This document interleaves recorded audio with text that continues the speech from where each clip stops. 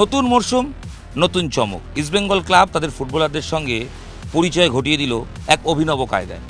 বাইপাসের ধারে একটি art gallery, সেই আর্ট গ্যালারির অনুষ্ঠান, সেই অনুষ্ঠানে ফুটবলারদের সঙ্গে পরিচিতি ঘটল এবং ফুটবলাররা অনেকটা র্যাম্প ওয়ার্কের মতো মঞ্চে উপস্থিত হলেন। আর্ট গ্যালারির ওপর থেকে সিঁড়ি বেয়ে একে একে নেমে আসলেন প্রত্যেক ফুটবলার।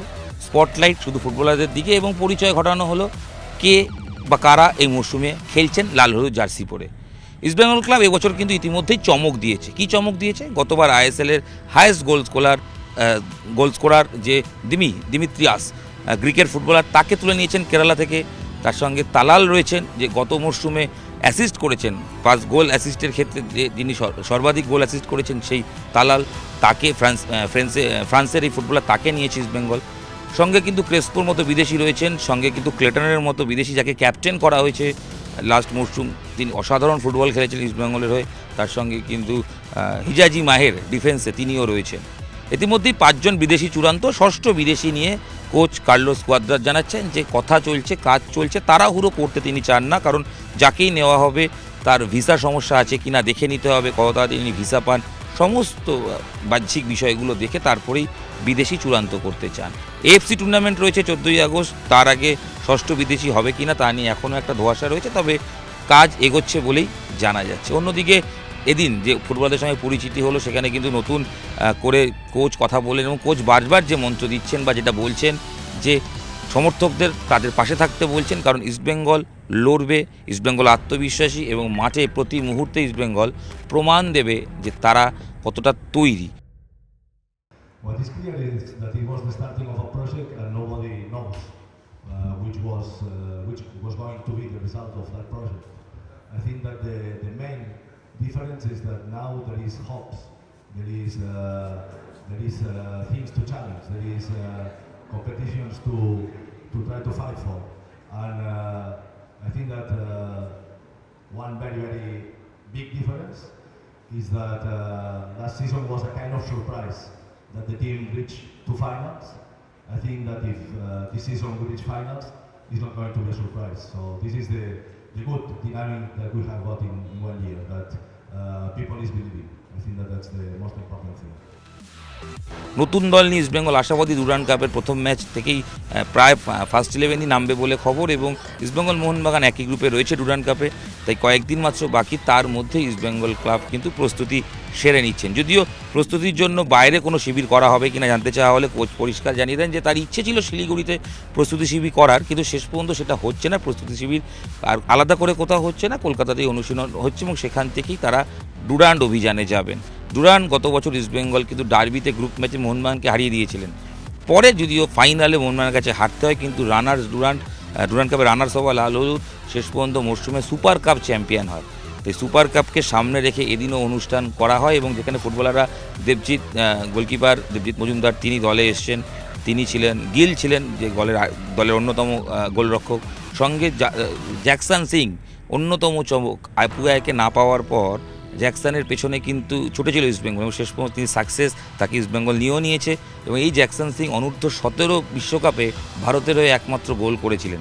সেই জ্যাকসন এবার জার্সি নাম্বার 6 ইস্টবেঙ্গল ফুটবলার, তিনি খেলবেন। তো ইস্টবেঙ্গল এবার অনেকটা শক্তিশালী দল। কর্তারাও বলছেন যে বিগত কয়েক বছর ধরে তারা বেটার টিম করার চেষ্টা করছেন, অবশেষে তারা একটা বেটার টিম করেছেন। ইতিমধ্যে আনোয়ারকে নেওয়ার ব্যাপারেও তারা অনেকটা আশাবাদী, যদিও আনোয়ার শেষ পর্যন্ত মোহনবাগান ছেড়ে ইস্টবেঙ্গলে আসবেন কিনা সেটা সময় সাপেক্ষ।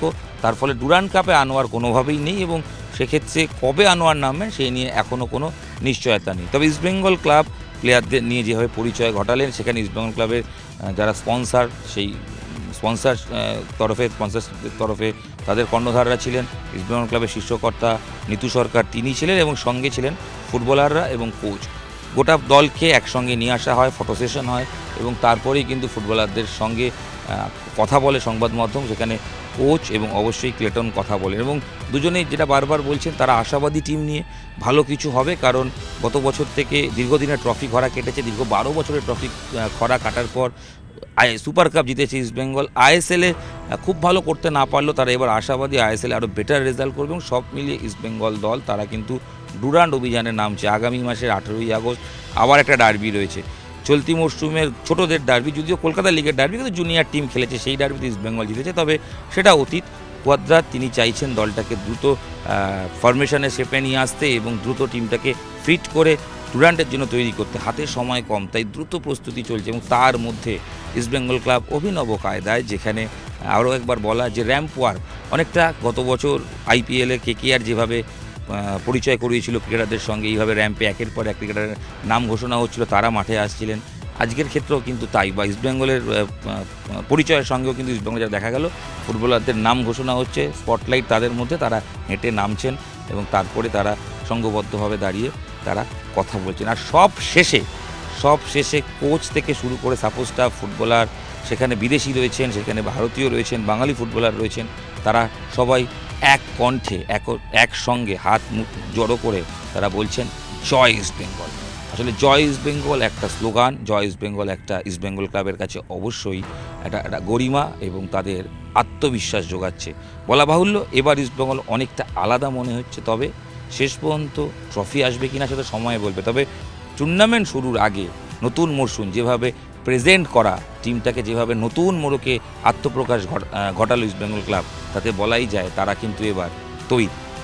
নিউজ 18 বাংলা ডিজিটালে আপনাদের সঙ্গে আমি ইরন রায় বর্মন ছিলাম।